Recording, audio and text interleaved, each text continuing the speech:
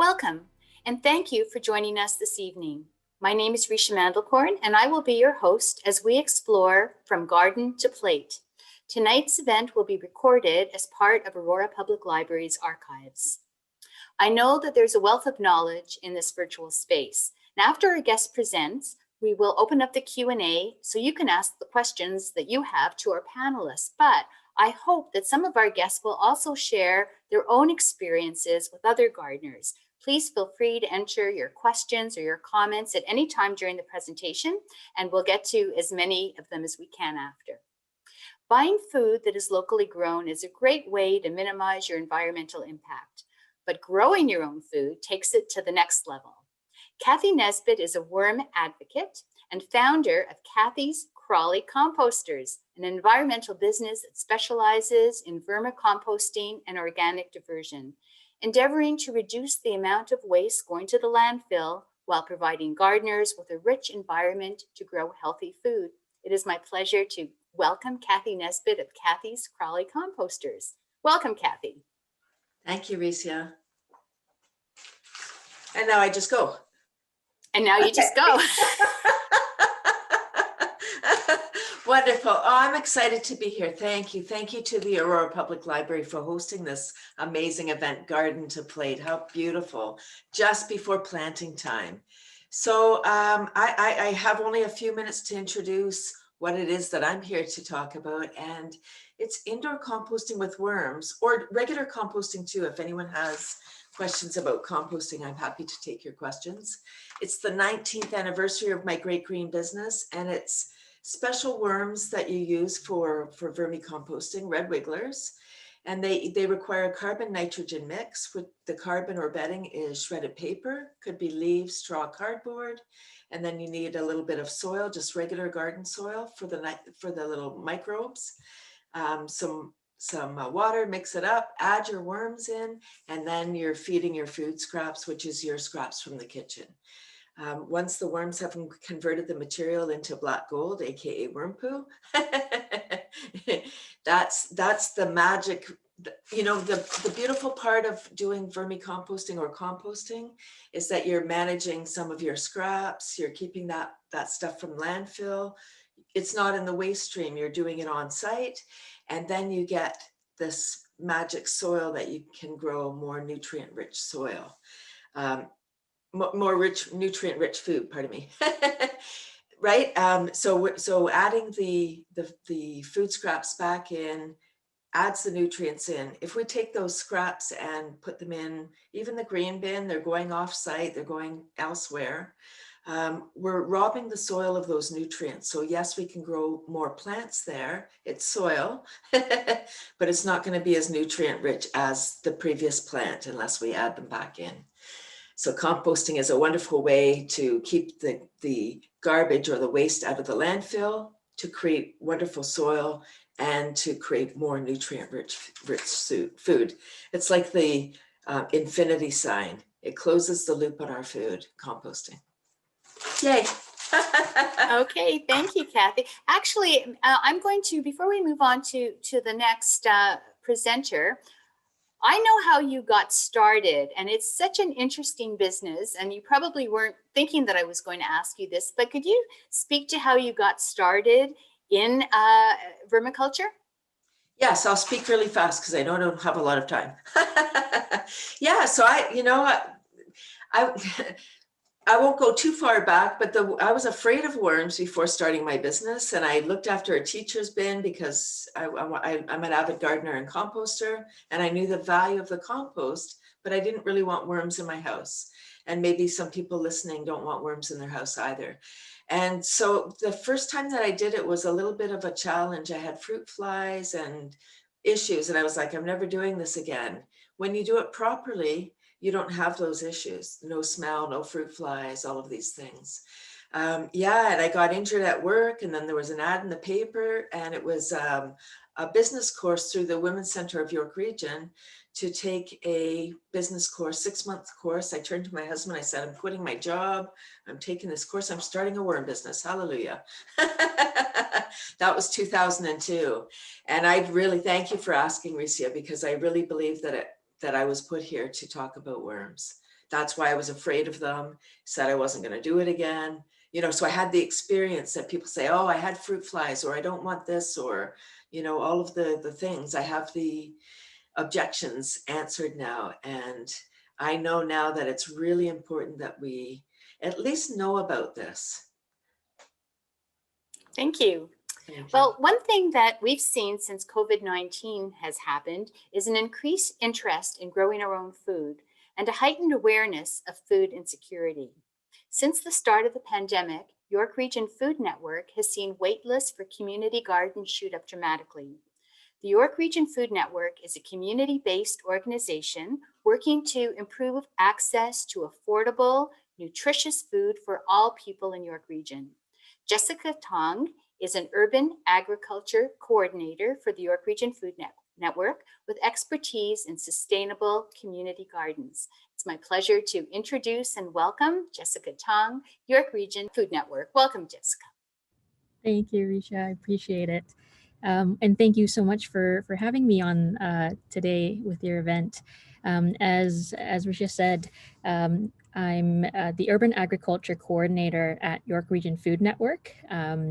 And just to give you a quick little idea of what the organization actually is, we're a nonprofit organization working on food insecurity issues. So we work both at the systemic level with food policy, as well as with the community in kitchen programs, in our urban agriculture program, and we have a bunch of other food access programs.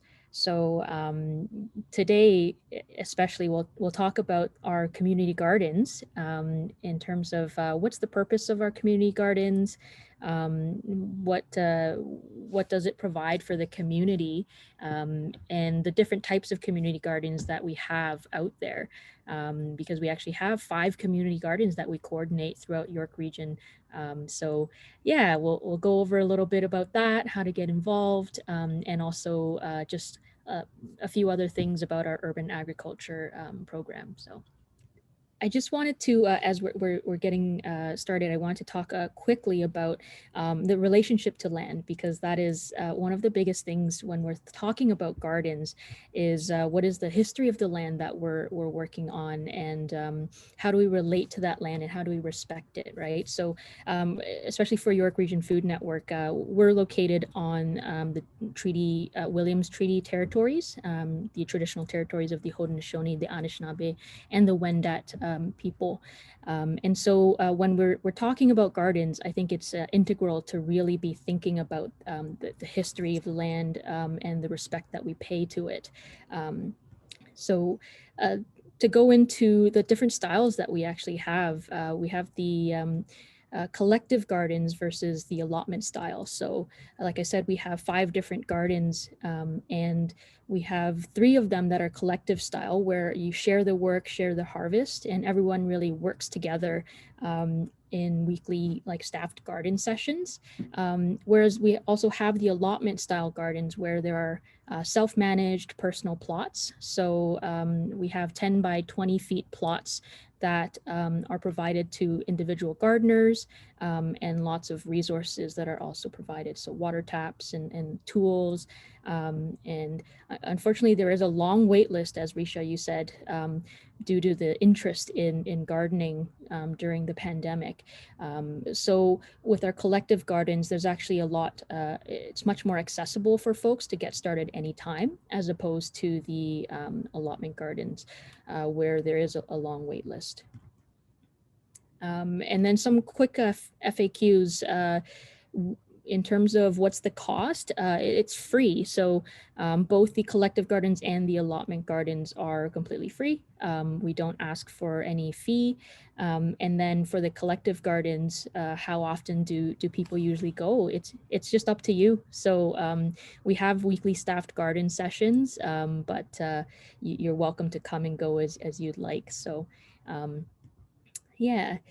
In terms of the purpose of community gardens, one thing that we always want to clear up with York Region Food Network is that community gardens, as amazing as they are, they don't actually solve the problem of food insecurity. You know, we talk a lot actually about income security and how that is integral to food security. However, community gardens do provide an abundance of other, you know, benefits to the community and to individuals. Obviously, there's a chance for education and where we get to share knowledge with each other and build community so that we actually feel connected to each other. There is a mental health and well-being and the physical aspect of the community gardens. And it also provides a space for us to do our workshops and events and do any type of skill building, again, education. And then it provides also an opportunity for volunteers to whether it's high school volunteers, corporate volunteers, just anyone who'd like to come in and just put some hours into the community.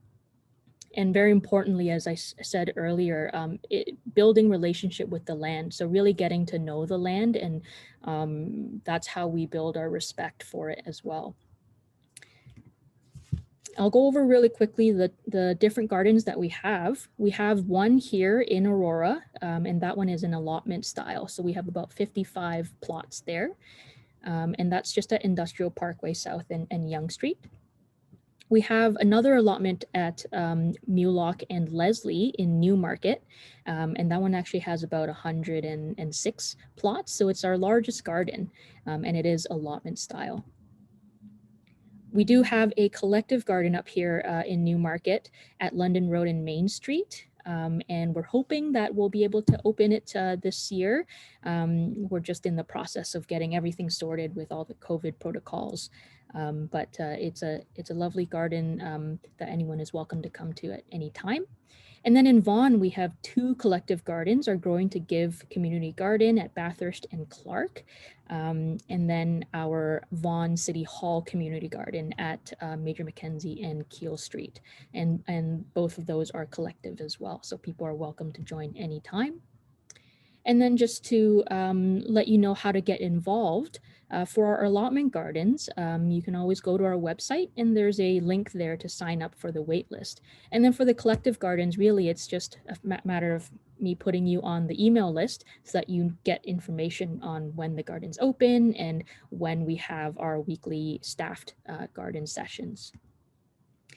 And then this year we actually have an exciting new project, which is the Compost Learning Hub, where we're still looking for a physical space for it, but it eventually will be a physical site. But for now, we're actually running a lot of virtual workshops where we're teaching folks about sustainable living, you know, different ways to compost, and just to anything that's related to the environment and taking care of it.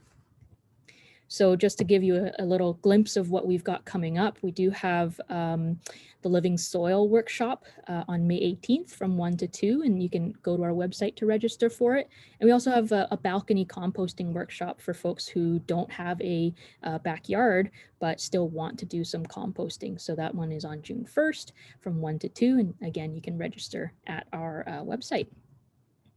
So if you have any questions about the community gardens, please feel free to email me or give us a call. We're happy to talk community gardens with everyone. So thank you so much. Thank you, Jessica. Paul Frechette is a senior business leader who's recognized more for his skills in the boardroom than for digging in the earth. Now, I work with his wife, Lucy, and pre-COVID, when we would eat together, I would stare at her beautiful fresh lunches. And I would say, oh, that looks so wonderful. And she would say, oh, that's Paul's doing. He loves to garden and cook. So when we were putting this event together, I knew I had to invite Paul to share some tips for the home gardener. And it is my absolute pleasure to welcome and to introduce Paul Frechette. Welcome, Paul. Well, thank you very much. Thank you, Risha, for inviting me to this amazing event. Yeah, I'm just, I'm just a passionate food person. I'm passionate at heart. Maybe it's because I'm French Canadian, I'm not sure. And you know, to Jessica's point earlier, she talked about, you know, well-being and health and all that kind of good space to be in. And gardening has always done that for me. And my wife can tell anybody, if I have a hard day at work, business, I've been in sales all my life, the stress of sales numbers, I want to come home and I want to cook. But the problem is I cook for a football team. So that could be a bit of an issue, but it's a release for me. So I think it's a great thing. So I put a few things together today.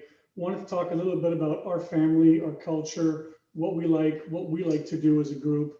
I put some slides together, which we'll talk about in a second, but I am French Canadian. My mother used to garden a little bit when I lived north of Montreal, but not too much. I've always crazy about food, for sure. And then when I met my wife, who's Italian, I learned so much, and those learnings just keep growing for me. And we started gardening slowly. It grew to more and more. I don't have a very big garden, but we're a family of 3.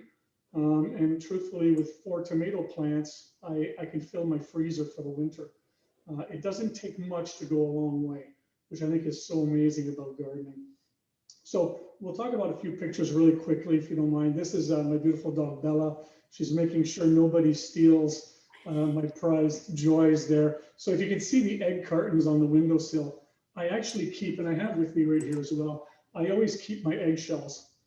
And I will keep the half of an eggshell, fill it with soil, and I'll put 1 seed inside to start germination because there's high calcium levels in the shell.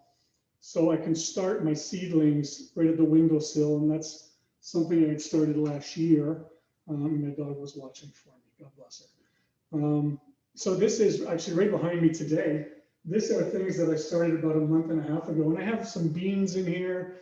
I have some tomatoes, I have some Swiss chard, I have some salad, I have some onions. These are all things that we as a family love to eat, so we're gonna grow what we love, right? We don't wanna make it complicated. We want things that are easy for us. We don't wanna spend hours out there, and they relate to what we eat on an everyday basis. These are garlics actually that were popping up early last year. I always plant my garlic in like late October, November, just before the frost. And then it just naturally comes out of the ground. And you know, the power of that garlic bulb is just so strong. Unlike what you purchase in a store, it is night and day differences. So we do a lot with the garlic, obviously, and we'll talk about that a little bit later as well. As you see, my garden is not big. It's about 23 feet by about 5 feet wide. But it's enough to produce for all 3 of us. And I think a really key learning here, if you're just starting to get into gardening, is do not cram your garden too much.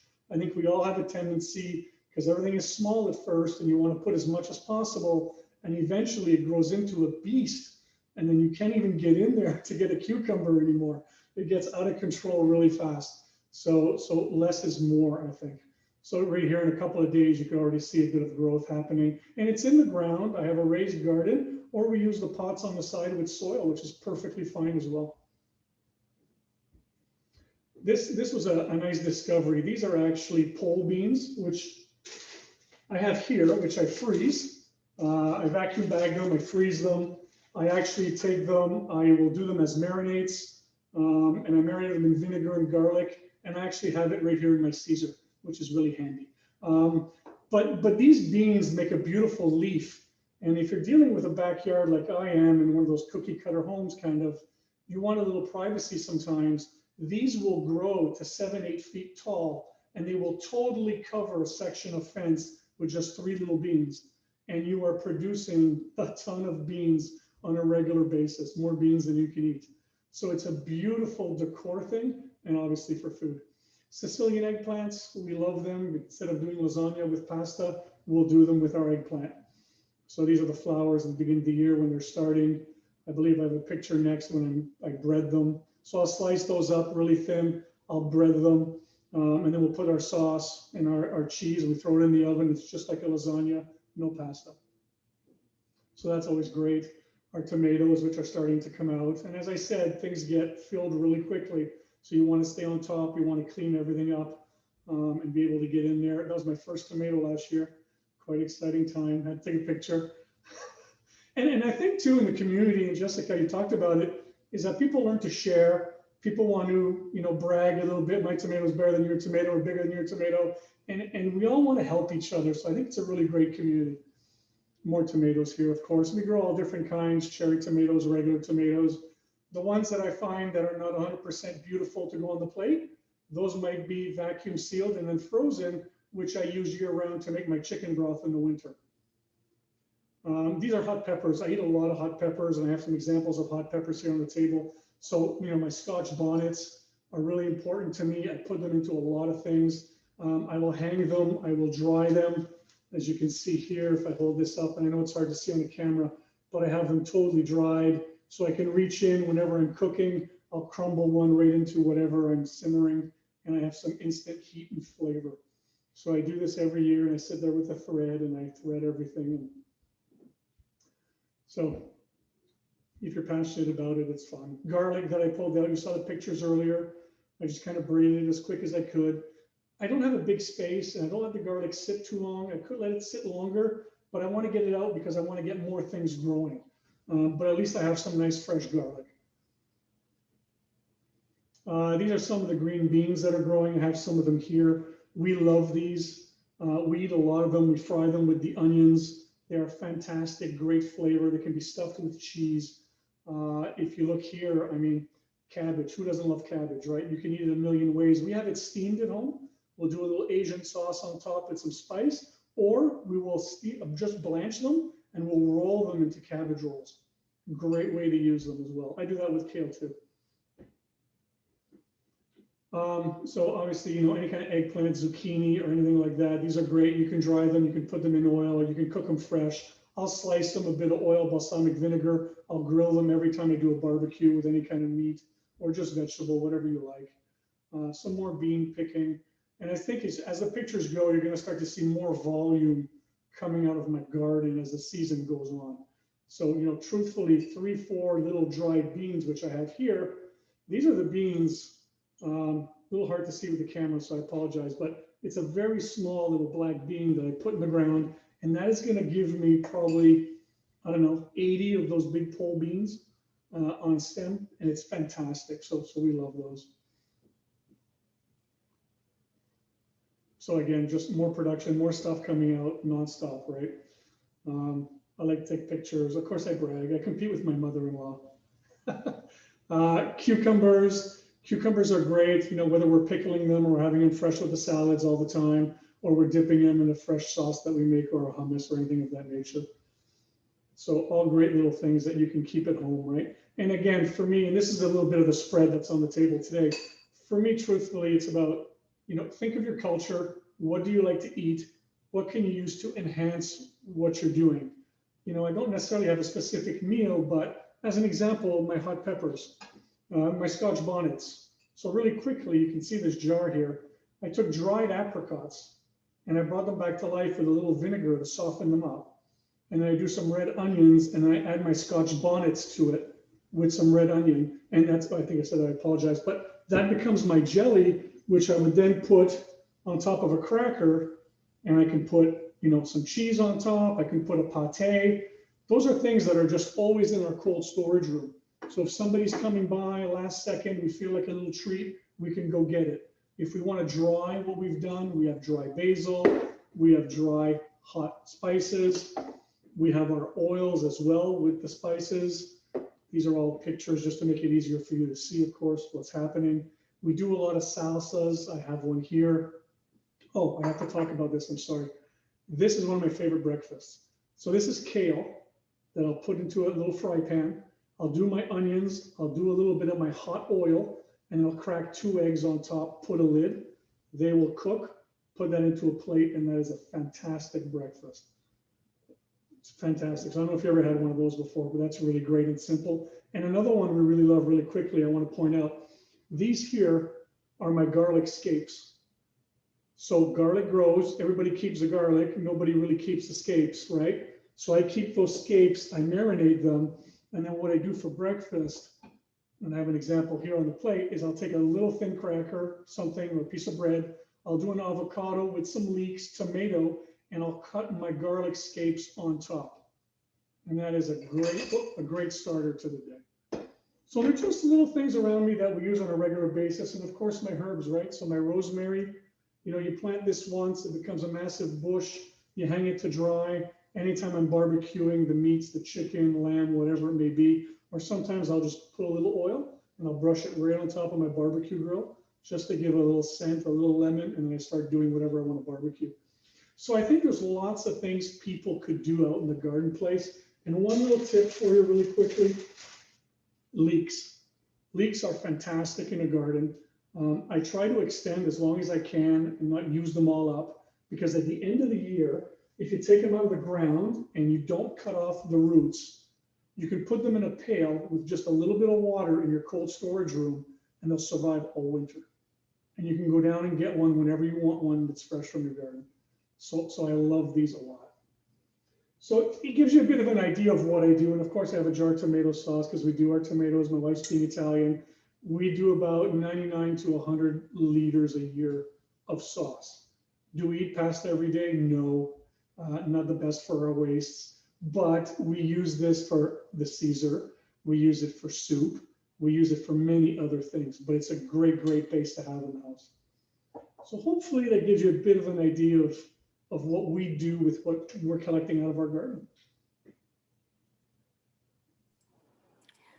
Paul, I think you've got this entire virtual space of mesmerized, salivating people. That was actually quite wonderful.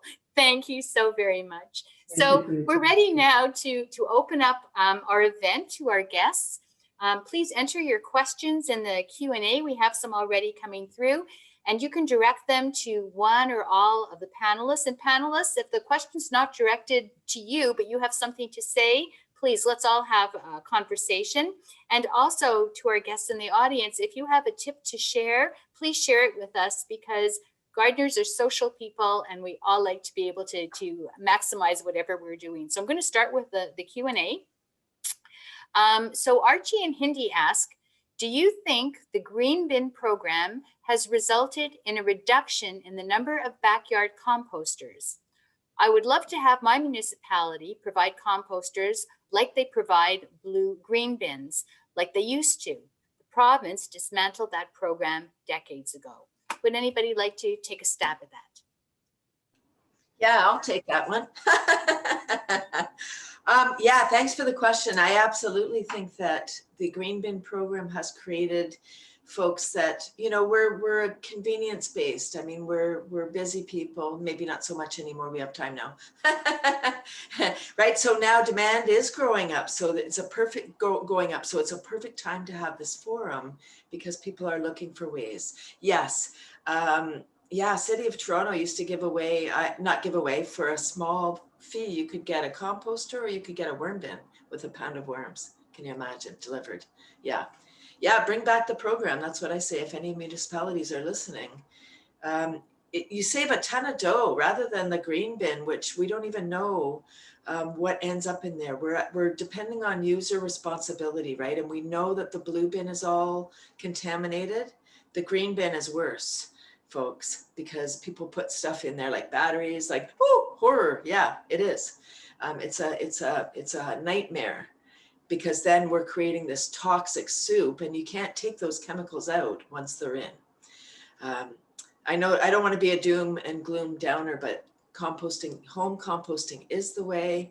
Then we know what's in it. This industry is not regulated. So if you're buying compost or triple mix or composted anything, buyer beware. Know your grower. Know the person who made that compost. Phew. Thanks, Cathy. Does anybody want to add to that?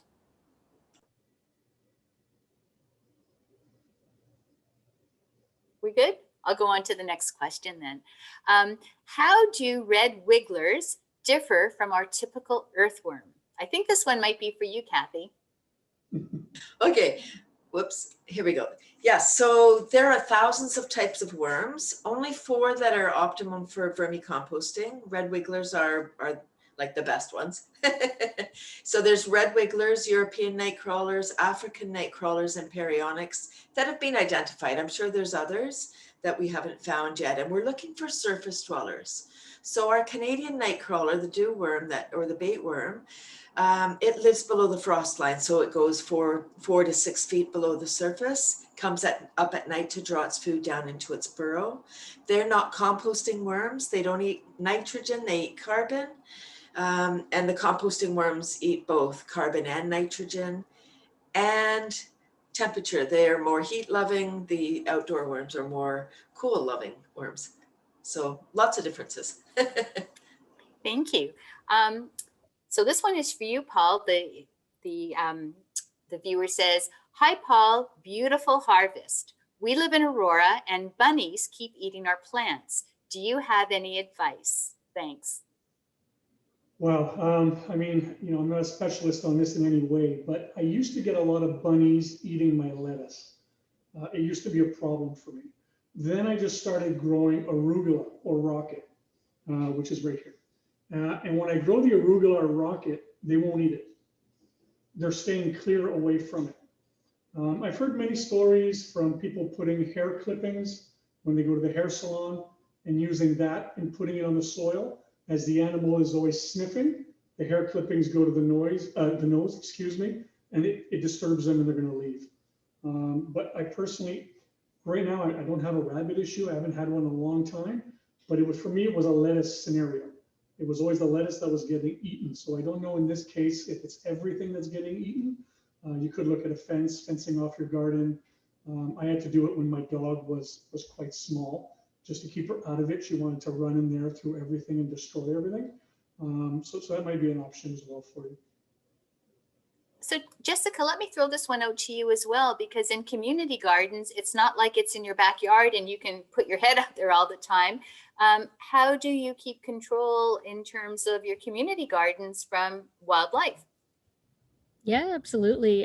We definitely have this issue come up a lot in our different gardens. I think fencing, like Paul said, is actually a really good idea. But there are certain parameters, right? So you have to have it higher, at least 2 feet or higher. Otherwise, the rabbits will definitely jump over. And then I would recommend that you bury the bottom of the fencing, maybe about 6 inches or so. You can even bend it out so that it's flat, but just bury it so that, rabbits are diggers, right? So they'll try and get underneath as well. So just make sure it's nice and secured under as well. And then we found that having some raised beds have been helpful as well, like the taller ones, because the rabbits aren't quite getting to those things.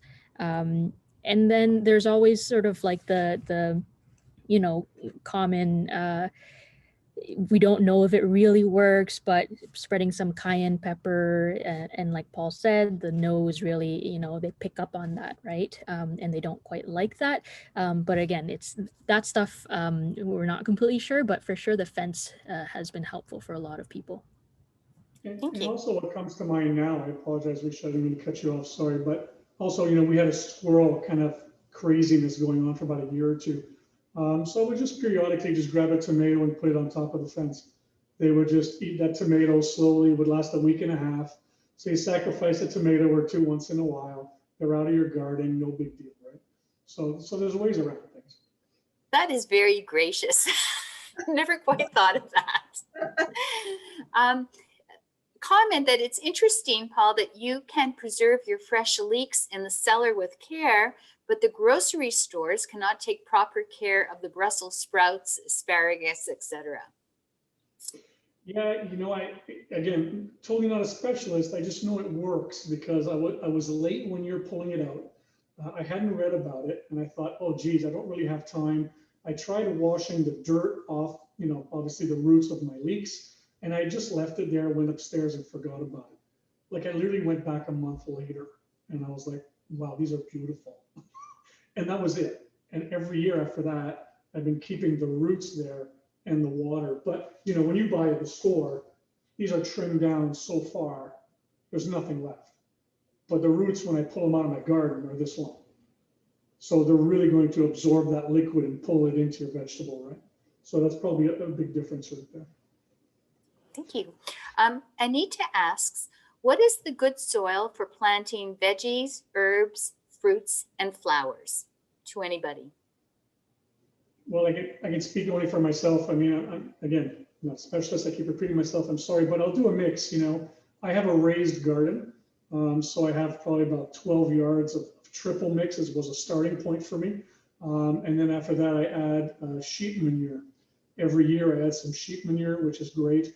And then I obviously will then till all that with a machine to get my oxygen in there.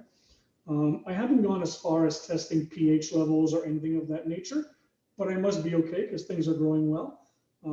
But yeah, that's usually my go-to is a triple mix usually of some sort, and I will add some sheep manure. Jessica, Kathy, Kathy, Jessica, do you want to call in on this one? Sure, yeah. Yeah, exactly what Paul was saying is just putting in some amendments each year as the plants take out the nutrients, you want to put stuff back in, right? So the triple mix, bags of compost, manure, those are all fantastic ideas. And then really, I think what it comes down to is organic matter, right? And I think Cathy can speak to this a lot as well. So it's the stuff that's in your compost. That's the really important thing. So, there's different kinds of soil out there. There's sand, silt, loam, and farmers will say loam is a very good general type of soil to have, but focus on the organic matter and what you're putting back into your garden. And it doesn't even have to be bags that you buy from the nursery, right? Those are great, but also you can compost and then add that compost in, or you can, if you're lazy, you can trench compost. You can dig a really deep trench, throw in all your food scraps, cover it back up, and you've got things breaking down under there and creating this rich soil and this beautiful ecosystem. So definitely, yeah, organic matter, compost, those are my two big things. Yeah, I would say, yeah, adding mulch for sure. I would say not to till or not to till too much, Paul, because you kill the worms and stuff. And all the fungi and stuff, right? You actually destroy the structure, but if it's working, I don't want to say like it looks like it's working. Yeah, and I wanted to address the bunnies. Something that I did in my yard is I've added a lot of clover into my grass. And the bunnies, they eat my grass, all right? They're always eating the clover. So, and I haven't had an issue with them eating my garden. Thank you. So Lisa says, Paul, thank you so much for all your wonderful ideas as I begin planning my garden this year. So you've hooked somebody there. There we go. Kirsty says, I'm new to gardening, but want to try to grow a few things this summer. What do you recommend to start with? Should I start with pots as I don't have a garden space set up yet? Thank you. Who wants to take that one? Go for it, Paul. All right. Yeah, I mean, I think pots are a great way to start. Give yourself enough soil, obviously. Think about what that plant's going to look like when it's fully matured, how much nutrients it needs. Ensure you water enough because it's in a pot. It's going to want to dry. If it's close to the brick on the house, it's going to get a little more heat than normal. So those are all key things. You might want to water twice a day. When you're watering, try not to get water on the leaves. You could burn the leaves. So do watering early in the morning or later at night, but keep the water at the very, very bottom. But you can get great production out of a pot, absolutely. Kathy, Jessica, you want to call in on this? There's also, sorry, Jessica, there's also if you're going to use planters, you can Google it. They're called SIPs, sub-irrigated planters. So you don't have to worry about watering. There's a reservoir in the bottom and then a overflow piece. So if it gets too much rain, the extra will flow over and the roots remain watered. It's a beautiful way. Yeah, the pots are a great idea if you're just starting and don't really have the space set up yet.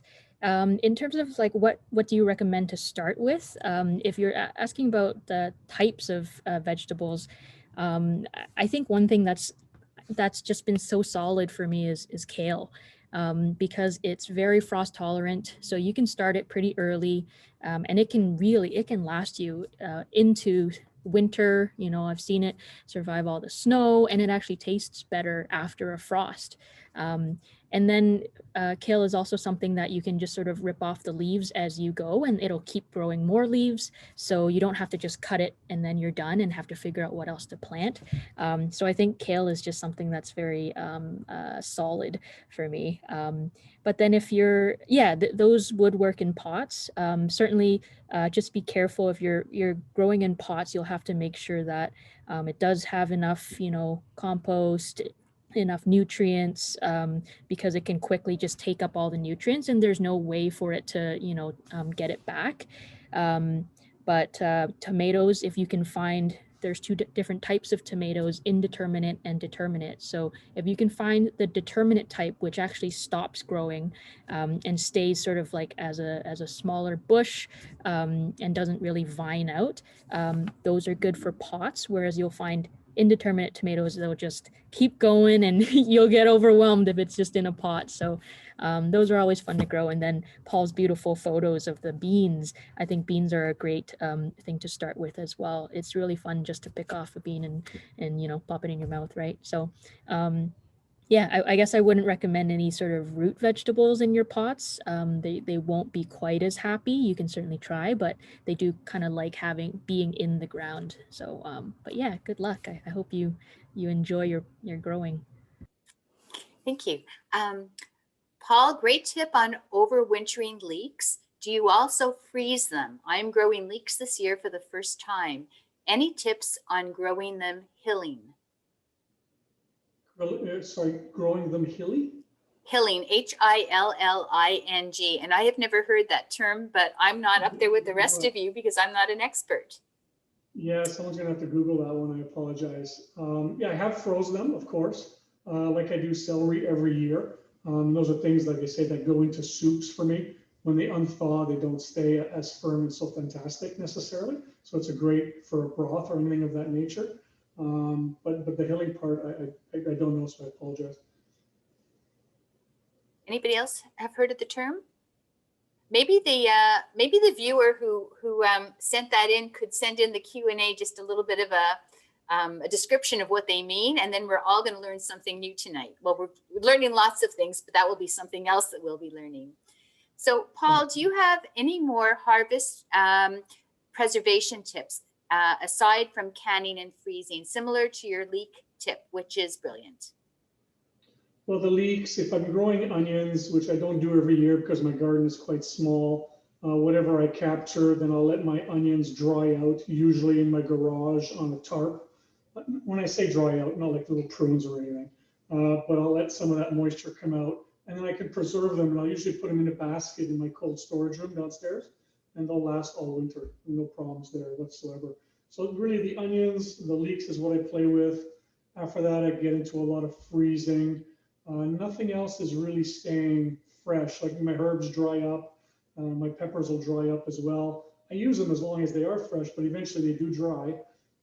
So that's pretty much my wheelhouse of what I do. Okay, thank you. Best source suggestions for seeds and seedlings. Yeah, I can speak a bit to that. Locally, and actually at York Region Food Network, we have a seed library. So that's something that you can look into. Is there are seed libraries all over the country, probably all over the world, where you can borrow some seeds, and then if you are able to save those seeds and bring some back to populate that seed library again. So York Region Food Network has one, so we've got an online form that you can find on our website, and you can request up to three packets of seeds. And then I think also farmers markets in terms of seedlings, that's a great source. Farmers will be selling seedlings usually May, beginning of June.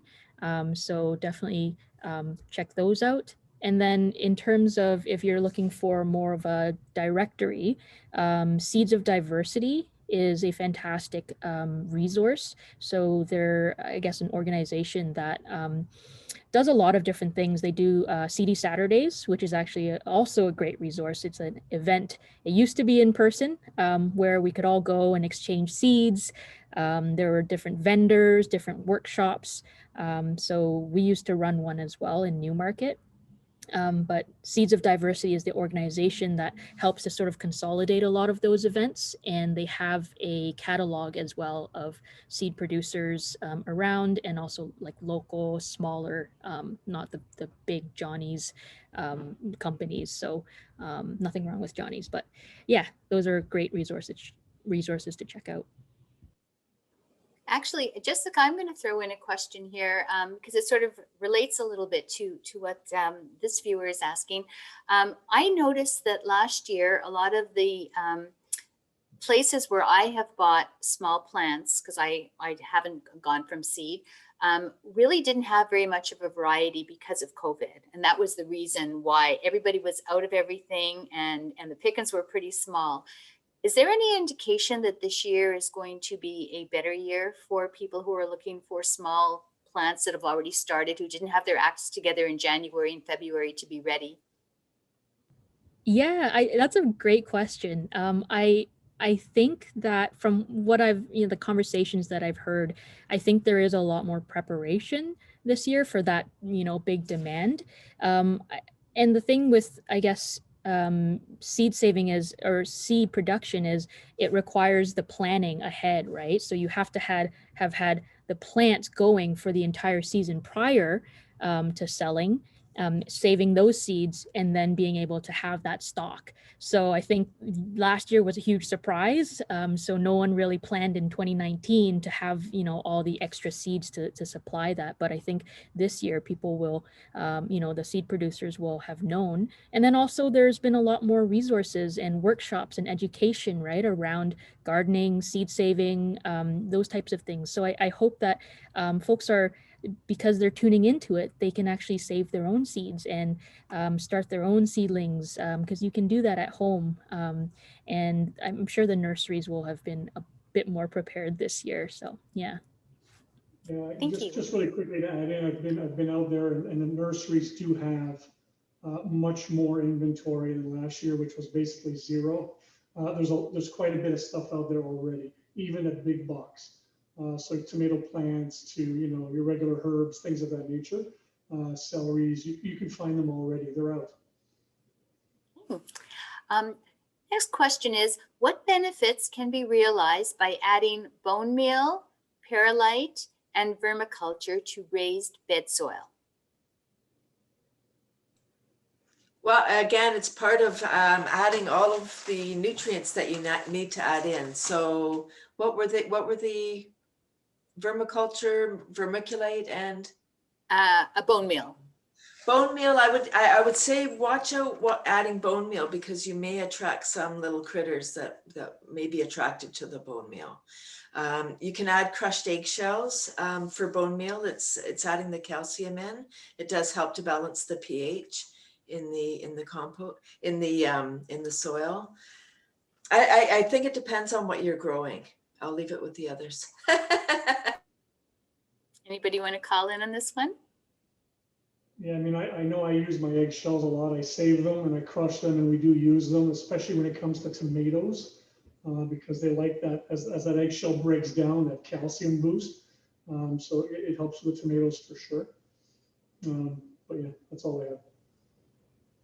Yeah, I'm not an expert in those particular sort of amendments, but I think so. I don't know anything about bone meal, so I won't speak to that. I think perlite and vermiculite, that's the materials to create a bit more of like aeration in the soil, right? And you often find that in your potting soil, in your seed starting mix that you get in bags. And I think the reason that you don't find that, just naturally outdoors is because the soil outdoors actually has its own aeration, materials, right?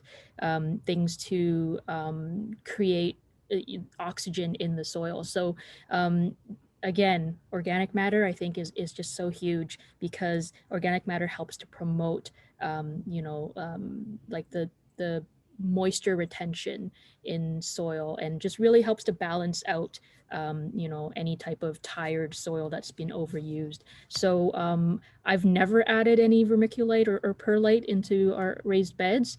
I think the compost is really important there, and just making sure that it's well fed. But who knows? It could be beneficial. Yeah. Thank you. Here's a just for fun question. What is your favorite gardening tool or most valuable tool aside from a shovel? And everybody gets this one. My hands. Start us off, Paul. My hands. It's the best tool I have. I mean, I can get in there, I can feel, I can see where things are firm, not firm, ready, still a few weeks out. They're great tools to have, right? I honestly use them a lot, to the point of getting in trouble because I'm not wearing gloves when I do, but I want to feel stuff. So for me, my best tools are my hands. Kathy. Yeah, I would echo that. I never wear gloves. You know, there's actually antidepressant microbes in the soil, and when you wear gloves, you don't get that. And yeah, so hands. Oh, the worms are my favorite tool. I guess a pitchfork. You know, when I'm digging up my potatoes. Although I do it with my hands because I don't want to, score them. Yeah. It's just get out there and garden, everybody. I can't wait. Jessica? Yeah, in terms of tools, I actually do have one of my favorites. It's called a stirrup hoe. So it really it looks like a stirrup, and it's hard to describe really, but you can Google it. And I found it to be really, really helpful to, work on pathways. And you're able to actually work between the vegetables that you're growing. And they do a great job of just sort of cutting out the weeds but below the soil surface. So definitely look into that. It's fun to use. Okay, thank you. Claudia asks, we are planning to plant heirloom tomatoes this season. Any suggestions? How often does it need watering? You're nodding your head, Jessica. This one's yours. Yeah, well, I mean, heirloom tomatoes differ just as, any type of variety, right? So, there's no one specific way to best grow heirloom tomatoes, because heirloom tomatoes are saved from many, many generations and sort of a breeding of types of tomatoes, right? So some heirlooms might be really heat resistant or drought resistant, and some might actually be more for taste, so then they might not be as drought resistant, right? So it's if you're looking into heirlooms, and this is a topic I love, is seeds, look into the story behind the heirloom variety, like just Google it and see what how people saved it, and whether there's a particular reason they saved it. Was it for flavor? Was it for the way it looks? Was it for its resistance to pests or diseases? Or is it drought tolerant, right? So really basic answer for watering is just make sure that if it's getting really hot and the soil is starting to dry out, water it. Tomatoes won't be mad at you for watering it for sure, and they definitely need it. Yeah, I guess that's my answer. Kathy, And I Paul, think- do you want to throw anything in? Yeah, I was just going to add, I mean, I think if you just spend a bit of time, it's not those things where you just plant them and walk away and hopefully come back a month later and eat tomatoes, right? So, they need some love. So, you go out there on a daily basis. I know we do. Sometimes it's twice a day if it's a hot day. And the leaves will tell you what's happening. You're going to start to see them start to just dwindle or droop down at the end. They won't have an upward motion. They're asking for water. They're thirsty. So give them some water. Just have a look at the plant. You'll see it right away. And I would like to add in that our intention matters. They've done experiments with houseplants, and ones were, given love and attention and, oh, I love you so much, and just talking to the plant. and the other ones were ignored or given nasty messages even. And it sounds woo-woo, but if you say to your plants like, oh, I believe in you, yes, I can't wait, and thank you for welcome to my garden, whatever, it sounds woo-woo, but it really does work. It's about our intention of what it is that we want, and yeah, it's and it makes it more enjoyable too. And I wanted to offer another tip. I was in my worm bin today about growing leeks for so this is the butt end of a romaine lettuce. And this was just in my worm bin. Can you see the new growth? Yeah. It looks like a horns. So that's just from my worm bin. You can do that with the butt of lettuce, celery. You can do that and put it in water and it will start to grow, a second time at least. Thank you. And here's some education for all of us, thanks to our wonderful community of library Googlers and gardeners. Google indicated hilling is like mounding plants, and hilling is putting dirt up like little hills to keep the leek white, can also be done to asparagus. We are all smarter. Thank you, everybody. Anita says, I bought fresh herbs in pots at the supermarket. However, it is only good for a week or so. After that, the leaves start to tilt. Are there any tips to take care of these fresh herbs? Jessica, you want this one? Sure. So your herbs like to be pruned. So if you don't prune them, they're just going to keep growing like one stem. And then eventually it'll get too tall and start to fall over. And then it won't look very happy. So honestly, prune it. The more you prune it, the more it'll grow branches or different stems. And the more it'll produce and the happier it'll be. So yeah. Definitely try and prune it. Now Google, how to prune your herbs. They'll give you some tips on it. Anybody else want to comment on that? I agree 200%. I mean, we grow a lot of basil in our house because we do pesto, and then we'll freeze it. Either we have it fresh with some oil in the fridge, or we'll take it and we'll put it in ice cube trays, and we'll freeze the pesto into little cubes, and then we can just add a cube into a pan as a starter. But yes, basil, I mean, that's something that I'm picking constantly. And as soon as I have enough leaves, it goes straight into a batch of pesto, right? Thank you. Jessica, this is for you. Riley would like to know, can you spell the name of the tool? Yeah, so stirrup hose, STIRRUP, and then hoe, HOE. Want to do that one more time? Yeah, STIRRUP, and then HOE. Thank you. Just in case our viewers didn't have a pen and pencil right beside them. Zora says, thank you for the wonderful workshop. I'm new to gardening and have learned so much, so that's fabulous. And somebody else has asked, have you any seed saving tips? Who would like to speak to that? Jessica, thank you. I know I'll let Jessica go right after. Sorry, Jessica. For me, if I see something I like a tomato, if I run into a beautiful tomato, the seeds are coming out, they're getting dried, and I keep them. So I keep them in a little clear plastic container is what I keep mine in. It could be a glass jar, but I make sure there's zero moisture. Sometimes they're in a little dry towel, and I'll keep them till I need them. That's basically all I know when it comes to saving a seed. I'll let the specialist elaborate. Yeah, that's exciting that you want to start saving your own seeds. So there are different types of plants and different ways that their reproduction works, right? So the easiest plant to save seeds from are the ones that are self-pollinating. So definitely sort of keep an eye on that term, self-pollinating. It just means that the pollen is being transferred between the same flower or the flower on the same plant. And so what's not going to happen is you're not going to have sort of a crossing of different varieties.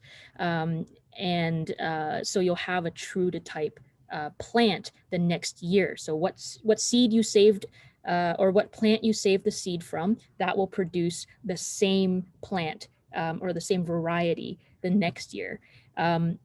One thing you want to avoid is trying to save seeds from hybrid plants, because that means two different varieties were crossed and created this awesome plant.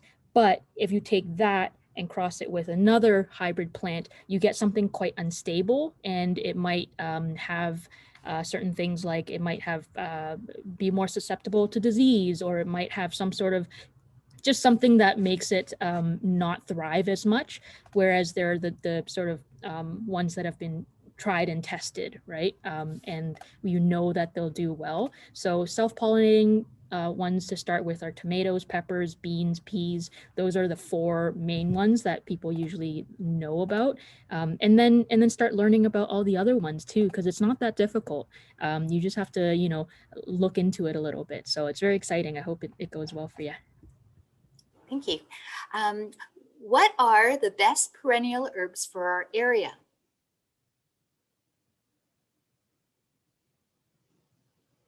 Throw it out to anybody who'd like to answer that. Oh, chives are always a great one. They just grow and grow and grow, and you just cut them. They have a beautiful flower that you can make flavored vinegars.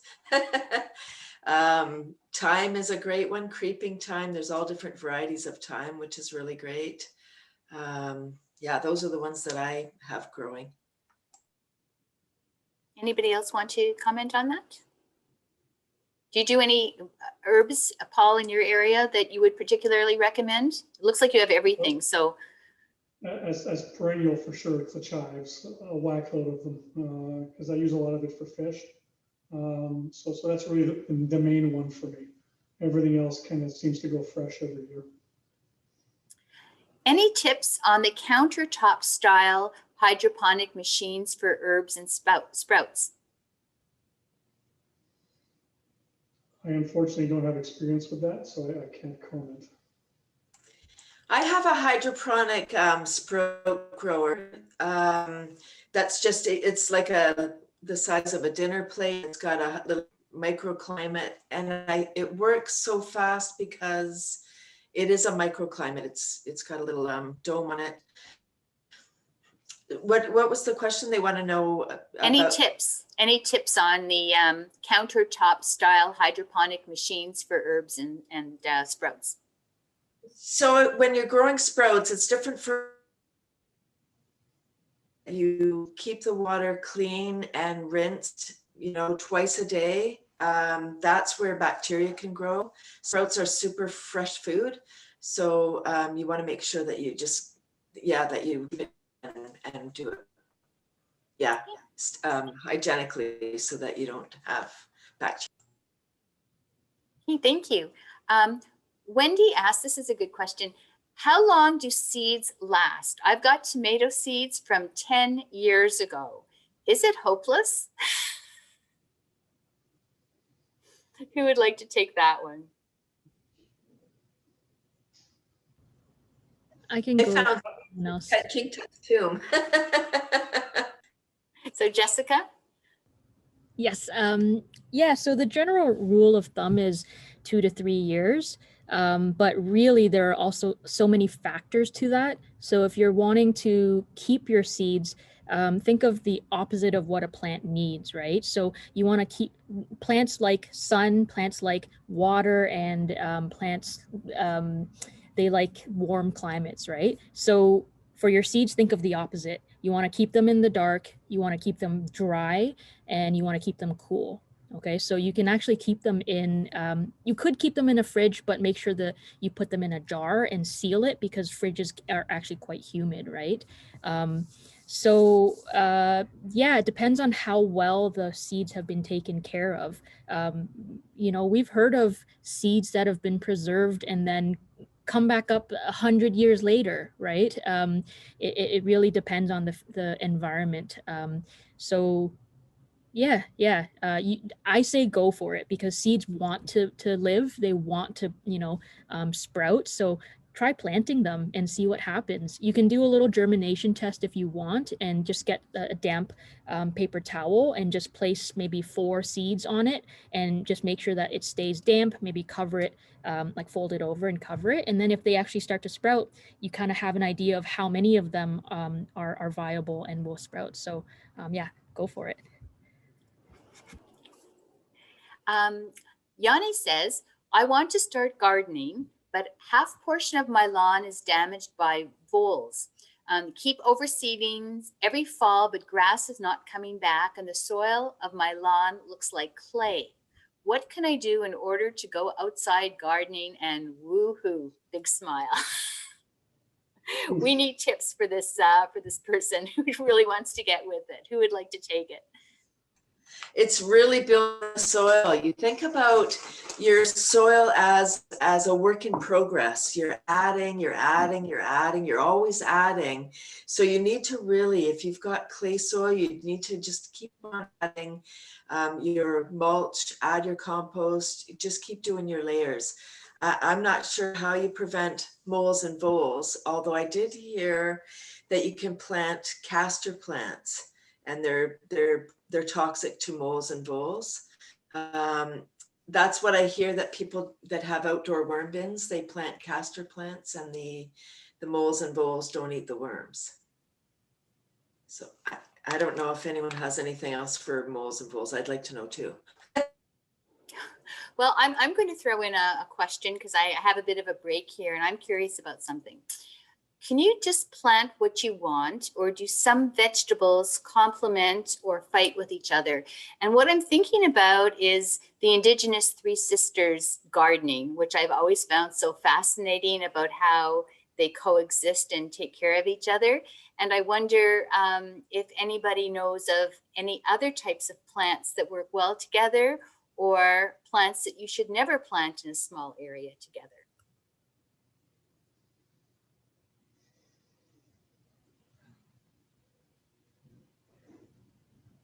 I can go if no one else has anything right Please. now. Yeah, I think something we consider is sort of how heavy of a feeder certain plants are in terms of taking up nutrients. So balancing out, some plants will take up more nitrogen, some will produce nitrogen, right? So planting those together will actually help to balance out the soil health, and then eventually help with the plant health itself. So those are definitely considerations. I know there's, things like marigold having certain chemicals in it that help to repel some of the pests out there, or critters, or insects. So having those around might be good. Yeah, those are my sort of considerations. Anybody else want to throw something into that mix? Yeah, I was going to say marigolds with your tomatoes, and that prevents them from the bugs from coming along. There is companion planting, and I'm not versed in all of those things, because in my garden I just plant things and it just grows. And I'm so excited.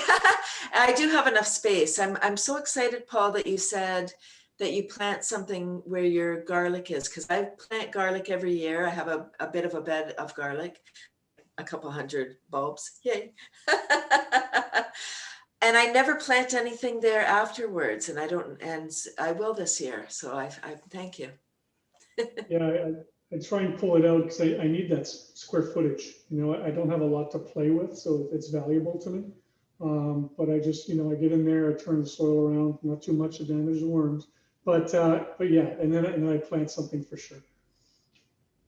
Well, we've come to the end of our questions from our audience. And so as I close this evening's event, I would like to thank Cathy Nesbitt, Jessica Tong, and Paul Frechette for so generously sharing their time and expertise. I want to especially thank Lucy Frechette for providing the behind the scenes tech support that got us all here tonight.